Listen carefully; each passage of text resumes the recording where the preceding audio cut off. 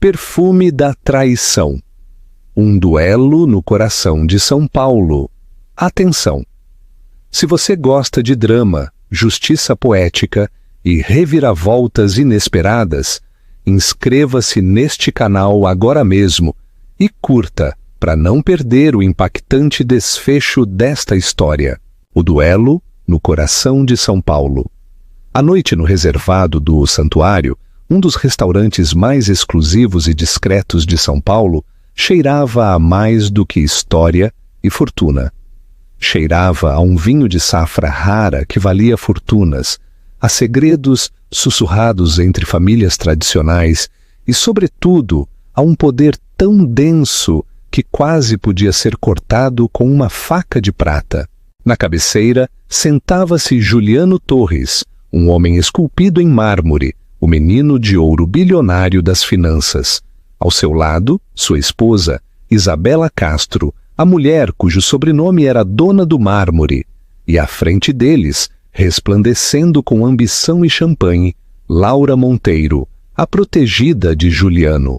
Mas naquela noite, aquele ar pesado seria impregnado de algo mais, algo que ninguém antecipou, a faísca de uma guerra. Uma palavra, apenas um murmúrio desdenhoso. Lixo da rua. Bastaria para acender o pavio. E não, esta não era uma guerra pelo coração de um homem, era uma batalha campal pela alma de um império. Estão prontos para testemunhar como a fachada da elite paulistana desmorona? Capítulo 1.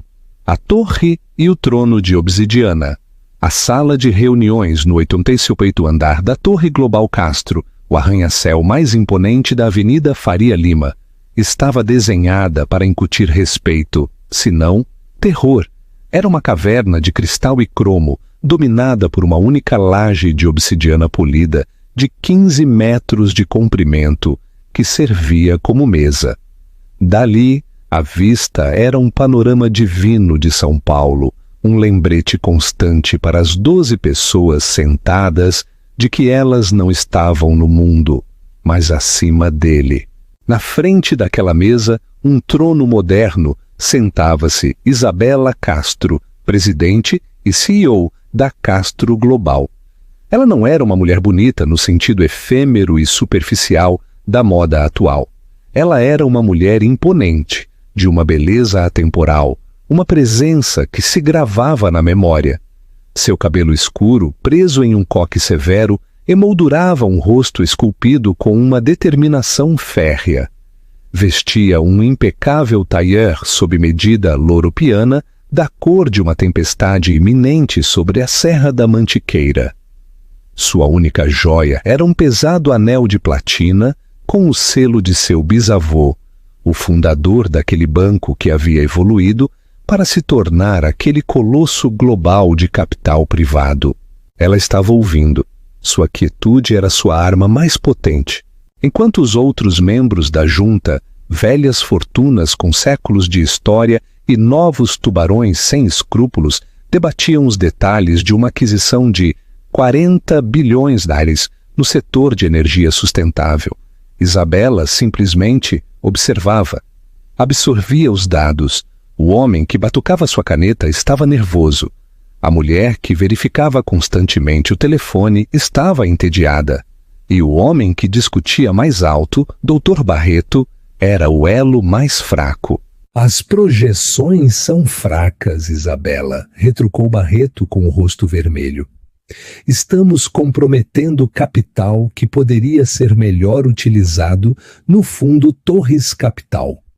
Os retornos de Juliano são os retornos de Juliano. A voz de Isabela cortou o ar. Não forte, mas com uma clareza que silenciou a sala instantaneamente. São excelentes, também são, Dr. Barreto, inteiramente dependentes da infraestrutura e do capital que nós fornecemos. Torres Capital não é uma entidade separada, é uma divisão, minha divisão. Não nos esqueçamos disso. O ar crepitou. Juliano Torres era seu marido. Ele também era seu empregado mais brilhante e problemático. Era o CEO da divisão Torres Capital, o braço de Venture Capital e de alto risco e recompensa da Castro Global. Ele era o rosto carismático, o gênio dos negócios, o homem que estampava as capas da Forbes e da Exame. Para o público, ele era o bilionário. A junta, no entanto, conhecia a verdade. Juliano Torres possuía precisamente 10% de sua divisão, uma participação que lhe havia sido concedida ao se casar 15 anos atrás, bloqueada em um fundo fiduciário tão complexo que apenas a lendária equipe jurídica da Castro, localizada 3 andares abaixo, podia decifrá-lo. Os outros 90% e os direitos de voto sobre 100% pertenciam à acionista majoritária da Castro Global, Isabela. Ela continuou. A aquisição de energia sustentável não se trata de projeções fracas. Trata-se dos próximos 50 anos. A Castro Global não sobreviveu a 2 guerras mundiais e 3 recessões, perseguindo o objeto mais brilhante e de crescimento mais rápido. Sobreviveu sendo dona dos fundamentos. Procederemos. Ela olhou para seu assessor jurídico principal. A votação é aprovada, 8-4. Obrigada, cavalheiros e senhorita. Foi um desprezo. A sala se esvaziou com um arrastar de sapatos de R$1.000 sobre o mármore polido. Seu pai, Arthur Castro, o patriarca aposentado, permaneceu observando-a do extremo da laje de obsidiana. Você é dura com Barreto, ele comentou, sua voz um murmúrio seco. Barreto é um tolo. Está deslumbrado por Juliano. Todos estão. Isabela se levantou e se aproximou da janela. As luzes da cidade mal começavam a piscar no crepúsculo. E você não está? O reflexo de Isabela a encarou, pálida e controlada. Eu sou a esposa dele. Eu sou a chefe dele. Ambas as coisas são, e sempre foram, separadas. Você está celebrando o acordo da Veridian Sistemas esta noite no santuário, disse Arthur. Ele está muito orgulhoso disso. O tom de Isabela foi monótono. O acordo da Veridian Sistemas era uma aquisição de R$2 bilhões que Juliano havia estruturado pessoalmente. Era brilhante. No entanto, a equipe de contabilidade forense privada de Isabela havia detectado que era ligeiramente problemático.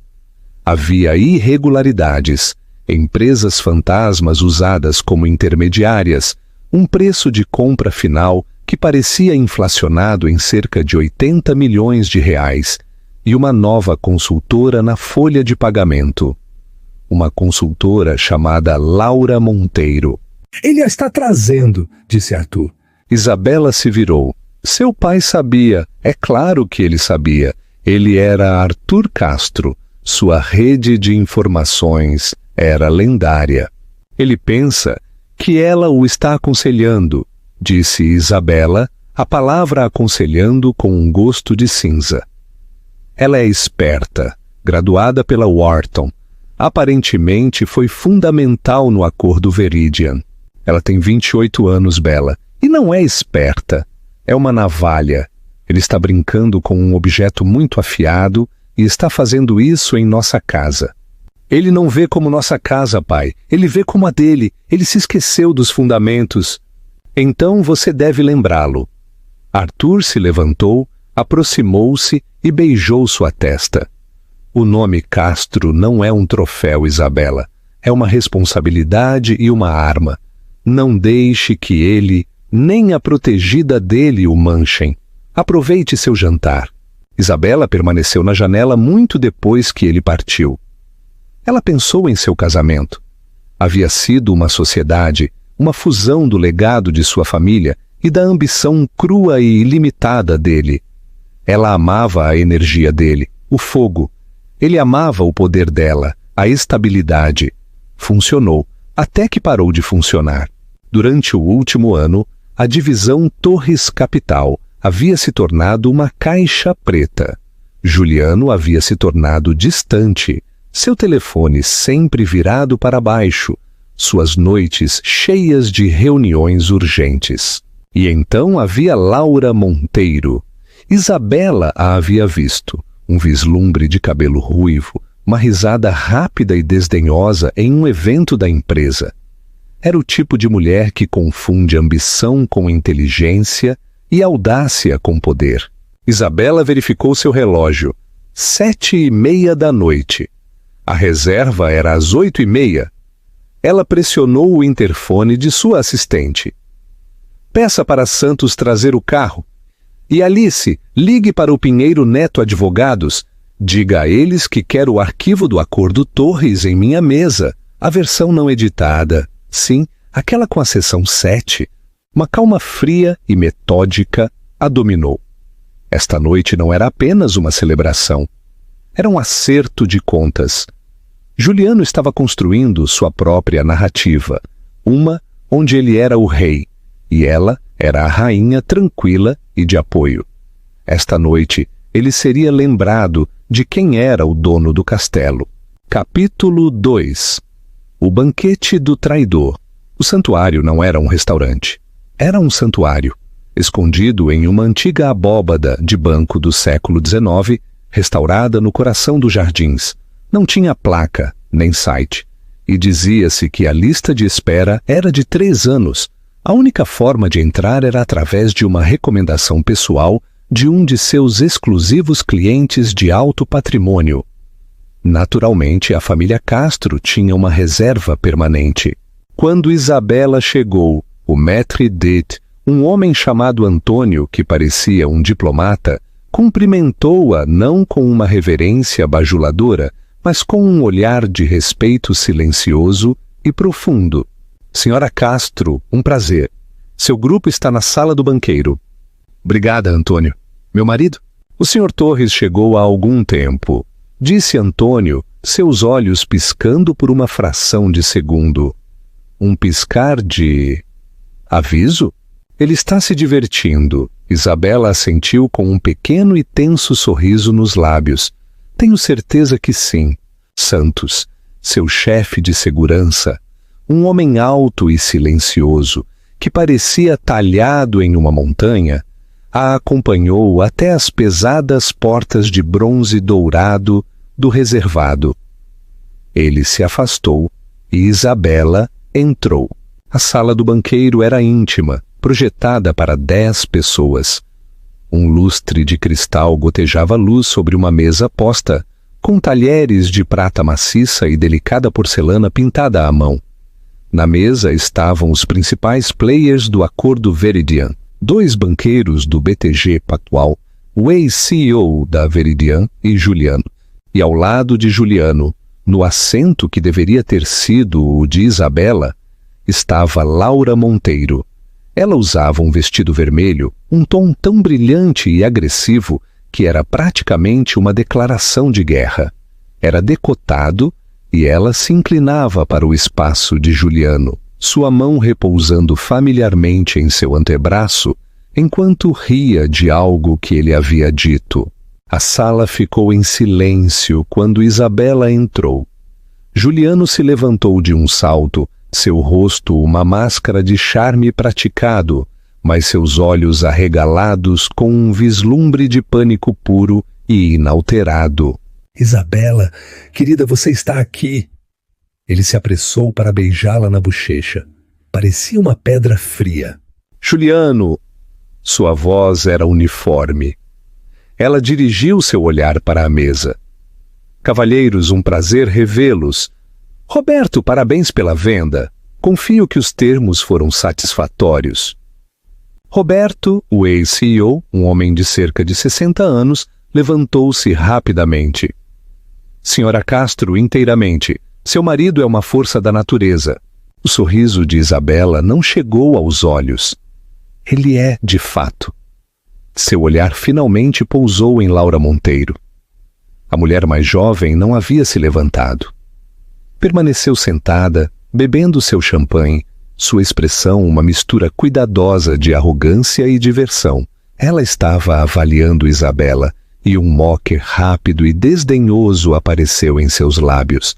A senhora deve ser a senhorita Monteiro, disse Isabela, caminhando lentamente em direção à mesa. Juliano falou muito sobre a senhora. Ah, sim! A voz de Laura era um ronronar praticado. Então a senhora me tem em desvantagem, senhora Castro? Ele mal a mencionou. Uma inspiração coletiva e aguda. Os banqueiros olharam para seus pratos.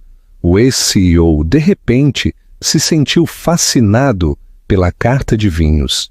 Juliano, seu rosto ficando em um perigoso tom de vermelho, forçou uma risada. Laura, essa é minha protegida, sempre tão espirituosa. Ele se virou para Isabela. Querida, Laura estava nos contando o último ponto de alavancagem que encontrou para fechar o acordo Veridian. Foi realmente brilhante. Ah, sim? Disse Isabela, sem desviar o olhar de Laura. Conte-nos, senhorita Monteiro, qual foi este brilhante ponto de alavancagem? Laura recostou-se, agitando seu champanhe. Ah, foi só uma coisinha. Algumas regulamentações ambientais obsoletas que a junta anterior tinha esquecido de arquivar. Nós as encontramos e percebemos que podíamos acelerar sua remoção. Por um preço. A velha guarda simplesmente não via os ângulos, muito ocupada protegendo seu legado. A última palavra foi um golpe direto, direcionado a Isabela. A implicação era clara. Você é a velha guarda. Eu sou a nova. Isabela permaneceu ali por um longo momento. Santos, parado logo do lado de fora da porta, tensionou-se. Ele já vira aquele olhar em sua chefe antes. Era o olhar antes da avalanche. Um assento, Antônio, disse Isabela friamente, sem tirar os olhos de Laura. O maître d'hôtel e 2 garçons se materializaram instantaneamente, colocando um novo lugar para Isabela na cabeceira da mesa, diretamente à frente de Juliano. Laura estava agora à direita de Isabela. Presa, o jantar continuou. A tensão era tão densa que podia ser cortada com as facas de prata de peixe. Juliano, suando visivelmente, tentou reconduzir a conversa para o acordo, para os mercados, para esportes, para qualquer coisa segura. Mas Laura Monteiro estava em uma volta de vitória, estava embriagada de poder, embriagada pela proximidade com Juliano, desconfiada de Isabela, embriagada de algo mais do que o Romané Conti de 5.000 trales a garrafa que estava sendo servido. Ela continuava interrompendo, corrigindo a versão de Juliano do acordo com... Bem, na verdade, Juliano, o que eu encontrei foi... Desprezou os elogios dos banqueiros. Tratou o ex-CEO como uma relíquia e o mais condenatório. Ignorou Isabela completamente. Até o brinde, Juliano se levantou, levantando sua taça. Pelo acordo Veridian, a aquisição mais lucrativa na história da Torres Capital, e pela nova estrela que a tornou possível, pela Laura. Laura se levantou, seu vestido vermelho deslumbrante. Ela levantou sua taça, não para a mesa, mas para Juliano. Por Juliano, por me ver, por saber que para construir um futuro real é preciso estar disposto a derrubar as velhas e empoeiradas relíquias. Sem ofensa à história. Ela sorriu diretamente para Isabela. O homem do BTG, tentando desarmar a bomba, levantou sua própria taça. Pela senhora Castro, é claro, sem cuja fundação nada disso seria possível. Foi a coisa errada a dizer. Laura Monteiro soltou uma gargalhada, um som agudo e feio. Ela se virou para o banqueiro. Fundação? É assim que você chama? Isso é apenas uma palavra bonita para uma gaiola. Juliano é um titã e ele tem sido forçado a apagar sua luz. Laura! Juliano alertou, sua voz baixa e perigosa. O jogo havia acabado. Ele sabia disso. Mas Laura estava muito longe. Ela estava atuando para uma plateia de um só. Juliano queria provar que ela era sua igual, sua verdadeira parceira. Ela direcionou seu veneno diretamente para a mulher silenciosa e observadora na frente da mesa. "Olhe para ela!" Laura zombou, sua voz ecoando na sala agora em silêncio. "Sentada aí em seu... O que é isso, cinza? É lã? No santuário!" Ela riu novamente, um som que arranhava os nervos. "Juliano precisa de uma parceira, alguém que possa ficar ao sol com ele. Não! Não uma relíquia, não um velho e empoeirado pedaço de..." Ela olhou Isabela de cima a baixo, seus olhos cheios de um nojo que era chocante em sua pureza. Então vieram as palavras que acabariam com tudo. Laura se inclinou em direção ao ex-CEO, mas sua voz foi direcionada para que toda a sala ouvisse. Não se pode colocar uma etiqueta de alta costura no lixo da rua e chamá-lo de dama. Ainda é só lixo. O silêncio que se seguiu não foi apenas a ausência de som. Foi um vácuo. Foi o vazio frio e inerte do espaço. Cada molécula na sala, cada vibração, cada pingo de calor foi sugado para o buraco negro daquela horrível palavra que acabava com carreiras. Os banqueiros do BTG pareciam ter presenciado um assassinato. O rosto de Juliano Torres estava tão branco quanto a toalha de mesa. Ele parecia, pela primeira vez em sua vida, completa e absolutamente aterrorizado. Laura Monteiro, no entanto, ainda estava sorrindo. Ela parecia triunfante. Ela finalmente havia dito em voz alta o que pensava em silêncio. Ela havia matado o dragão. Isabela Castro não se moveu, não corou, não chorou, não olhou para Laura. Simplesmente, com muita delicadeza, colocou seu guardanapo de linho sobre a mesa. Ela virou a cabeça. Seu olhar encontrou. Não seu marido, mas seu chefe de segurança, Santos, que já estava se movendo. Então ela voltou seus olhos para Juliano. Sua voz não foi um grito, foi um sussurro. E foi o som mais assustador que ele já tinha ouvido. Juliano, uma palavra, fora. Não foi um pedido, foi uma ordem. Capítulo 3. O inverno do patriarca. Caído, Juliano Torres saiu cambaleando da sala do banqueiro, como um homem a caminho de sua própria execução.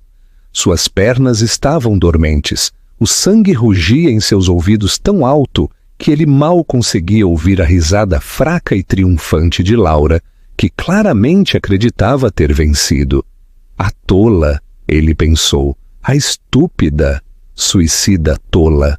Isabela não estava no restaurante principal. Ela caminhava pelo corredor de mármore, seus saltos ressoando com a precisão rítmica e aterrorizante de um toque de finados. Ela não parou até chegar a uma pequena antessala privada. Uma sala usada para fumar charutos um século atrás, agora preservada como uma peça de museu.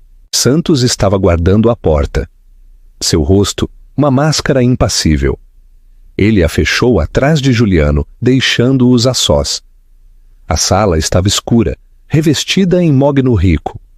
Isabela não acendeu a luz principal. Ela ficou ao lado da janela. Havia um pequeno pátio interno escuro. Ela era uma silhueta contra o brilho fraco da cidade. "Isabela, querida, eu não tinha ideia!" Juliano balbuciou. Suas mãos tremiam. Ele as passou por seu cabelo perfeito e caro. Ela é louca, bêbada. Eu a demitirei esta noite. Acabou? Eu vou ligar para a segurança e pedir para tirarem ela." Isabela se virou. E na penumbra, Juliano pôde ver seu rosto. Não estava zangado, não estava triste. Estava vazio. Era o rosto que ela usava quando liquidava um ativo falido. "Você não fará nada", disse sua voz monótona, vazia. Sua autoridade para contratar ou demitir qualquer pessoa dentro da Castro Global ou qualquer uma de suas subsidiárias foi revogada há 25 minutos. O sangue de Juliano gelou. Ele tentou rir. Saiu como uma tosse sufocada. O quê? Bela, isso não é... Você não pode estar falando sério. Por um comentário, um insulto de uma funcionária bêbada. Isso não é proporcional. O insulto, disse Isabela, dando um passo em direção a ele, foi meramente a confirmação. Eu não estou chateada, Juliano. Estou decepcionada. Eu pensei que você fosse mais inteligente. Pensei que, apesar de suas indiscrições, você pelo menos não era um tolo. Indiscrições, o quê? Não, ela retrucou.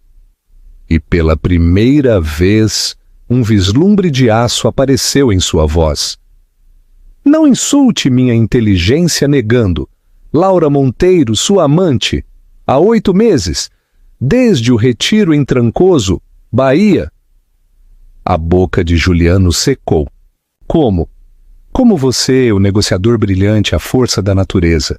Você pagou o apartamento dela no Leblon usando uma empresa fantasma, a Viridian Assets, LLC, que foi financiada com um sobrepagamento de 80 milhões de reais no acordo real da Viridian. Você desviou 80 milhões de reais do dinheiro da minha família, Juliano, dinheiro de nossos acionistas, não para construir uma nova vida, não para escapar, mas para montar um ninho de amor para uma garota de 28 anos que tolamente pensou ser sua igual. Ela sabia de tudo. O acordo Viridian, o sobrepagamento. Não foi um erro, foi o erro. Você estava me auditando? Ele sussurrou horrorizado. Eu sou a CEO de uma corporação multimilionária, Juliano. Você é o chefe da minha divisão mais volátil e tem agido erraticamente por meses. Eu não o auditei. Eu fiz meu trabalho. Realizei uma simples auditoria. Ela segurou o telefone. Minha equipe forense detectou a empresa fantasma há 3 meses. Eu sabia sobre a senhorita Monteiro, o apartamento dela, as transferências bancárias, os honorários de consultoria que você pagou a ela. Eu sabia de tudo. Então por quê? Por que esta noite? Juliano implorou, sua mente acelerada. Eu poderia consertar isso. Eu poderia negociar. Por que não? Por que não me confrontar em particular? Por quê? Disse Isabela, sua voz voltando àquela calma, assustadora e monótona. Eu estava disposta a deixar isso se desenrolar, a deixar você se esgotar. Eu ia ligar para você no escritório na segunda-feira. Íamos reestruturar a divisão Torres Capital, absorver suas perdas, e eu ia enviá-lo para nosso escritório de Londres para gerenciar nossos ativos europeus. Um exílio educado e tranquilo. Era digno. Ela olhou para ele com uma piedade profunda que lhe dilacerou a alma. Mas então você a trouxe aqui para esta sala, deixou-a sentar na minha cadeira e a deixou me chamar de lixo da rua na frente dos sócios de negócios do meu pai. Ela tirou de sua bolsa um pequeno livro encadernado em preto. Era pequeno, de couro, inofensivo. Juliano o reconheceu. Era uma cópia de seu acordo conjugal e de emprego original. Aquele que ele havia assinado 15 anos atrás, rindo, pensando que era o homem mais sortudo do mundo. Você vê, Juliano, disse Isabela, abrindo-o em uma página marcada. Você e eu temos 2 contratos. Temos um casamento, que é um assunto pessoal, e temos um acordo, que é de negócios. E você, em sua genialidade, insistiu que eles estivessem vinculados. Ela começou a ler. Sua voz era clara e precisa, como a de um advogado lendo um veredito. Seção 7. Cláusula 4T. A cláusula de moralidade e imagem pública. O empregado, Juliano Torres, concorda em conduzir-se, tanto em sua vida profissional quanto pessoal, de uma maneira que seja condizente com o sobrenome Castro e a reputação da Castro Global. Qualquer ato de depreciação pública, torpeza moral ou qualquer ação que cause vergonha pública ou manche a marca, Castro será considerado um inadimplemento grave deste contrato. Juliano a encarou. Manchar a marca, isso é subjetivo, não é? Ela continuou. Após a confirmação de tal inadimplemento grave, todas as ações não adquiridas, opções e bônus baseados em desempenho serão perdidos imediatamente. Todo o acesso a fundos, propriedades e transporte da empresa será revogado imediatamente. E ela parou, respirando fundo. Todas e quaisquer estipulações dentro do acordo pré-nupcial em relação à pensão conjugal serão declaradas nulas e sem efeito. O mundo de Juliano não apenas desmoronou, ele nunca havia existido. O status de bilionário, as capas da Forbes, o fundo Torres Capital, tudo era dela, tudo construído sobre a base de sua confiança, seu nome e seu capital. E ele acabara de, em uma noite espetacularmente estúpida e arrogante, atear fogo em tudo. Bela, não, ele sussurrou, seu corpo frio. Por favor, pense na imprensa, o escândalo, isso vai prejudicar a marca, o escândalo. Isabela olhou para ele de verdade, e ele viu pela primeira vez, não sua esposa, mas a CEO. O escândalo, Juliano, é que eu permiti que um homem culpado de fraude eletrônica dirigisse um fundo de 40 bilhões de dólares por 8 meses. O acordo da Veridian Sistemas, aquele sobrepagamento de 80 milhões de reais, não é uma indiscrição, é um crime federal. Você e a Cinturita Monteiro têm fraudado ativamente nossos acionistas. As pernas de Juliano falharam. Ele desabou contra a parede. Não foi. Foi uma retenção, uma alocação criativa. Foi roubo, declarou Isabela. E eu tenho os registros de transferências bancárias, os registros do servidor e as mensagens de texto entre você e Laura planejando. Minha auditoria foi muito exaustiva. Você me mandaria para a prisão.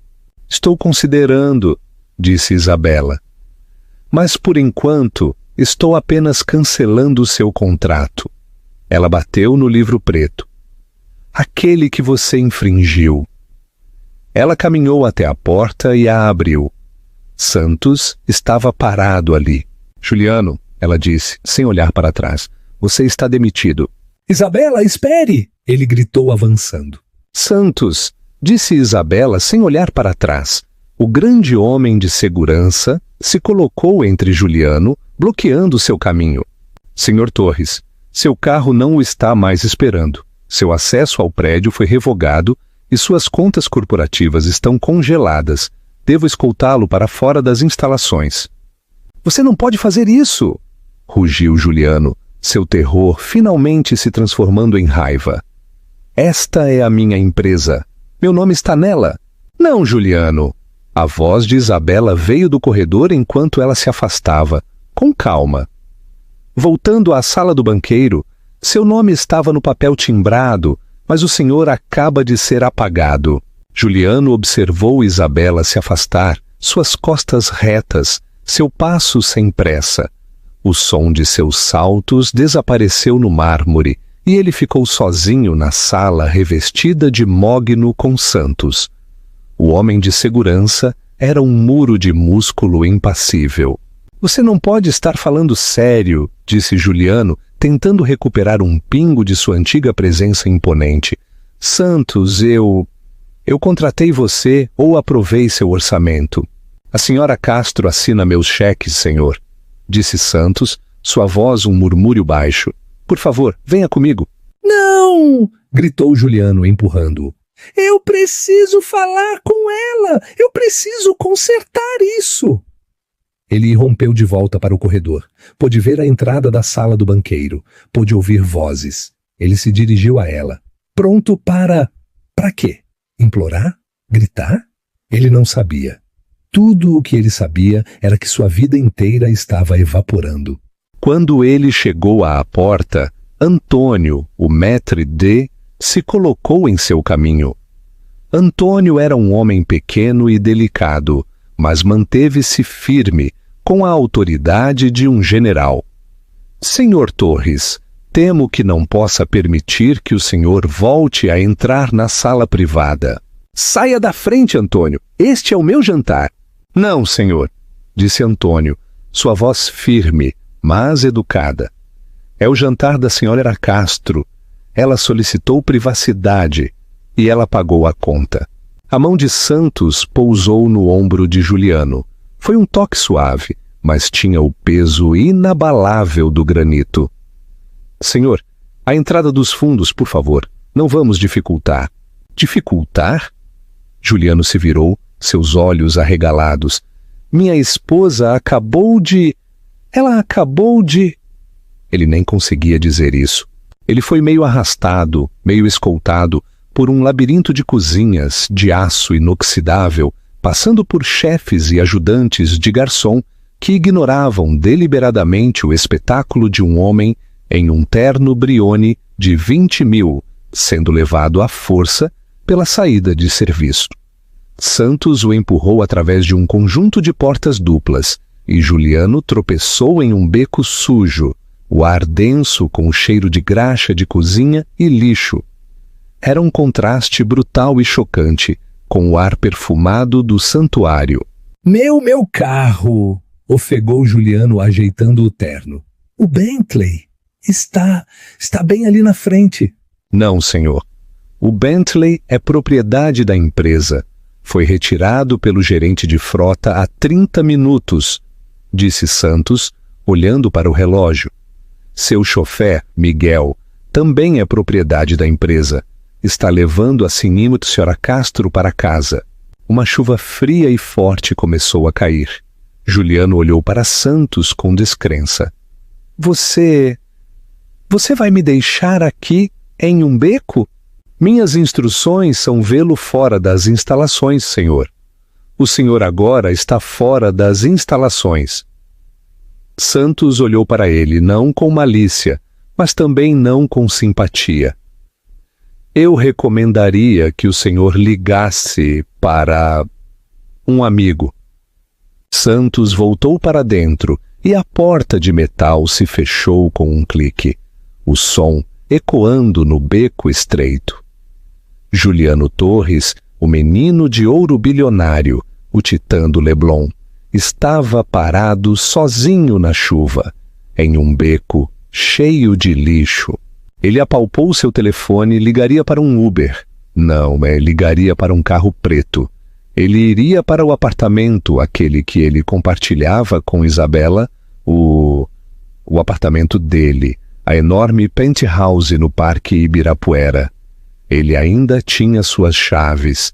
Ela não poderia trancá-lo para fora de sua própria casa, certo? Ele pegou seu telefone. A tela estava escura, morta. Não, isso não estava certo.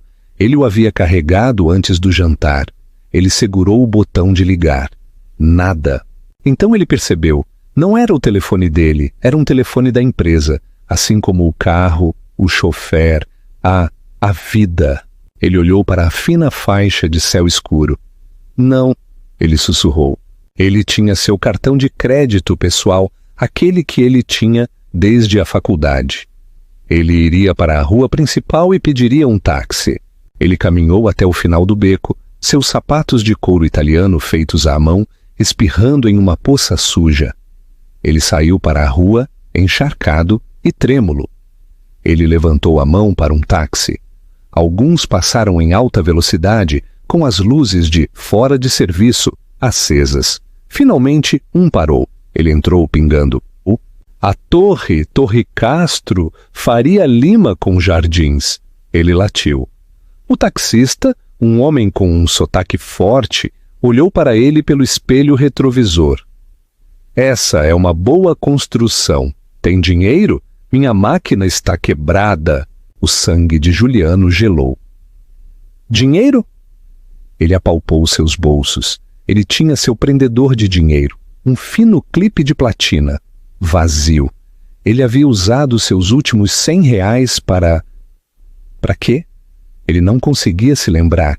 Ele vivia em um mundo sem dinheiro, um mundo onde ele assinava as coisas, um mundo onde seu nome era a moeda. Eu tenho um cartão, disse Juliano, puxando seu American Express Gold pessoal. Eu disse, a máquina está quebrada, disse o taxista já parando na calçada. Fora. Mas...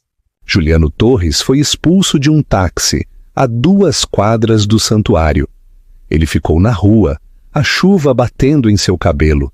Ele era um homem sem telefone, sem dinheiro, sem casa. Capítulo 4. O veredito da Dama de Ferro. Enquanto isso, de volta à sala do banqueiro, Isabela havia retornado. Os banqueiros do BTG e o ex-CEO estavam de pé, com os casacos vestidos, prontos para fugir. Cavalheiros, disse Isabela, sua voz calorosa, como se nada tivesse acontecido. Por favor, não vão. A noite é jovem. Antônio nos traga uma garrafa de Chateau Lafite Rothschild de 1959. Uma celebração. Laura Monteiro ainda estava à mesa. Seu rosto estava pálido. O sorriso triunfante havia desaparecido há muito tempo, substituído por um horror nascente e nojento. Ela havia ouvido o clique da porta quando Santos levou Juliano. Ela havia ouvido o quão definitivo aquilo era. Senhora Castro, eu acho que eu deveria... Laura gaguejou, tentando se levantar. Sente-se, senhorita Monteiro, disse Isabela, tomando seu próprio assento. Ela gesticulou para a cadeira vazia ao lado dela. Temos muito o que discutir, ma chérie. Laura se sentou. Suas mãos tremiam tanto que mal conseguia pegar seu guardanapo. A senhora, disse Isabela, sua voz baixando para um murmúrio conversacional enquanto os garçons serviam o requintado e intenso vinho tinto. É uma ladra. E pior do que isso, é descuidada. Eu não sei do que a senhora está... A empresa fantasma Viridian Assets LLC. Sério? Usou o nome da empresa que estava fraudando no título de seu esquema criminoso? Isso não foi apenas arrogância, senhorita Monteiro. Isso foi preguiça. Isabela tomou um gole do vinho. Maravilhoso. Ela olhou para Laura. A senhora e Juliano roubaram 80 milhões de reais da minha empresa. Ele, imagino, o fez por alguma necessidade patética de se sentir como seu próprio homem, de construir algo que eu não pudesse tocar. Mas a senhora o fez por um apartamento. E o que mais? O telefone de Isabela vibrou. Ela olhou para ele. Uma mensagem de texto de sua equipe jurídica.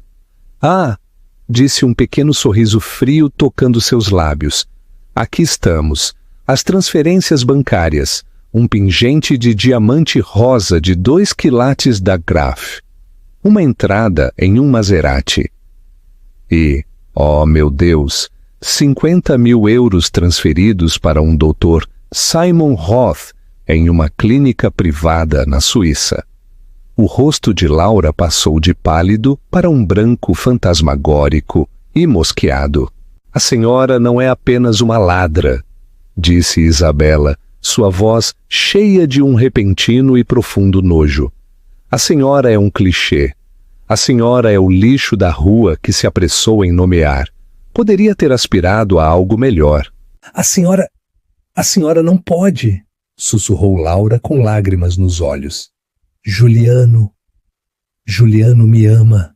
Ele disse que a senhora era o futuro dele, Isabela concluiu. Ele me disse o mesmo há 15 anos. A diferença é, eu tinha uma empresa de 40 bilhões de euros para oferecer. A senhora só tinha um brilhante ponto de alavancagem. O que a senhora vai fazer? A voz de Laura era o lamento de uma criança. Juliano, ele é um assunto de família. Eu cuidarei dele. Ele é culpado de trair minha confiança. É culpado de ser um tolo. Isabela se inclinou. A senhora, no entanto, é culpada de fraude eletrônica. É culpada de conspiração. É culpada de roubo. E eu sou uma CEO e tenho o dever fiduciário para com meus acionistas de processar ladrões. Ela fez um sinal para Santos, que agora estava na porta. A senhora está demitida, é claro, disse Isabela. Seu apartamento, o carro, tudo será apreendido como ativos, mas eu sou uma mulher razoável. Ela deslizou um cartão sobre a mesa. Era o cartão do promotor de justiça de São Paulo para crimes econômicos. Oh, ela disse, empurrando um segundo cartão. Este é o cartão de um senhor Almeida. Ele é um recrutador. Ele tem um emprego para alguém com suas habilidades únicas em nosso escritório em Dubai. É uma transferência só de ida, sem extradição. Laura olhou para os 2 cartões, prisão ou exílio. A senhora tem até às 9 da manhã de amanhã para decidir, disse Isabela, levantando-se. Agora, saia da minha vista e, por favor, use a saída de serviço. Acho que meu ex-marido a deixou aberta para a senhora. Laura Monteiro agarrou o segundo cartão e fugiu, sem nem se importar em pegar sua bolsa. Isabela ficou sozinha na sala do banqueiro. Cercada pelos restos da festa, ela pegou sua taça de Lafite, 59, caminhou até a janela e olhou para a cidade. Sua cidade. A chuva estava lavando as ruas. Capítulo 5. A manhã da execução corporativa. As 24 horas seguintes foram uma aula magna de guerra corporativa. Isabela Castro não apenas demitiu Juliano, ela o apagou. O primeiro movimento oficial ocorreu às 7 da manhã. Uma reunião de emergência do Conselho de Administração foi convocada na Torre Global Castro. Isabela, parecendo fresca e poderosa em um tailleur branco impecável, expôs tudo. Ela não mencionou o jantar, o insulto ou a amante. Ela era toda negócios. Senhores, ela se dirigiu ao conselho. Minha auditoria interna, que está em andamento há 3 meses, confirmou nossos piores temores. A divisão Torres Capital foi vítima de fraude eletrônica e desvio financeiro significativo de alto nível. Ela apresentou os dados. O sobrepagamento de $80 milhões da Veridian, a empresa fantasma Viridian Assets, LLC, as transferências bancárias, as faturas falsificadas, foi um caso limpo, inegável e absolutamente condenatório. Juliano Torres, agindo em conluio com uma analista júnior, Laura Monteiro, fraudou ativamente esta empresa. Ela declarou, sua voz ecoando com uma raiva controlada e justa. Eu, a partir de ontem à noite, rescindi seu contrato por justa causa, sob a seção 7A, e congelei todos os seus ativos e participações relacionadas à Castro Global.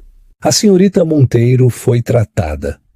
O Dr. Barreto, o homem que, apenas ontem, havia sido o maior torcedor de Juliano, estava pálido. Meu Deus, Isabela, eu não tinha ideia. Ele sempre... Ele os deslumbrou, disse Isabela, sua voz suavizando ligeiramente. Ele nos deslumbrou a todos. Esse era o dom dele. Mas os números, Dr. Barreto, não mentem. A votação do conselho foi unânime. Eles aprovaram retroativamente a rescisão, autorizaram uma auditoria pública e independente e votaram para dissolver imediatamente a divisão Torres Capital. Seus ativos viáveis seriam absorvidos pelo fundo principal da Castro. O nome dele estava sendo literalmente apagado do prédio. O segundo movimento foi a imprensa. Às 9h01, um comunicado de imprensa único e devastador atingiu o Valor Econômico e o Financial Times. Castro Global expulsa Torres, descobre irregularidades financeiras significativas. Foi brutal. Não insinuou, não aludiu, culpou diretamente. Fontes próximas ao conselho, a própria CEO Isabela Castro, confirmam que ela descobriu pessoalmente a fraude e agiu decisivamente para proteger os interesses dos acionistas.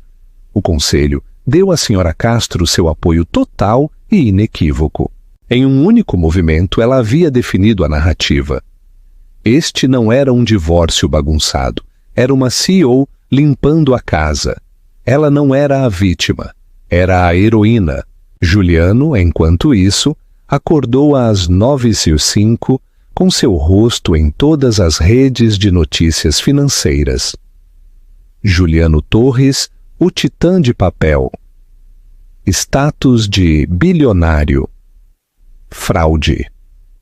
Demitido por justa causa. Seu advogado confirmou a perda absoluta de tudo. O acordo pré-nupcial foi anulado. Ele tentou entrar na Torre Castro, caminhando pelo hall que ele ajudou a projetar. Passou o seu cartão. Acesso negado.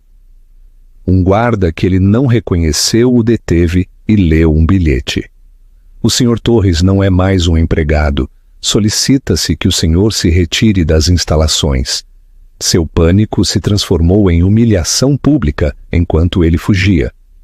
O som de seus passos patéticos ecoando no vasto salão de mármore, que não era mais dele. Ele estava verdadeira e completamente fora. Capítulo 6. Ícaro e o preço do lixo. As consequências foram rápidas e impiedosas. O Wall Street Journal o apelidou de Ícaro. O Ícaro do nosso tempo, Juliano Torres, deixou de existir.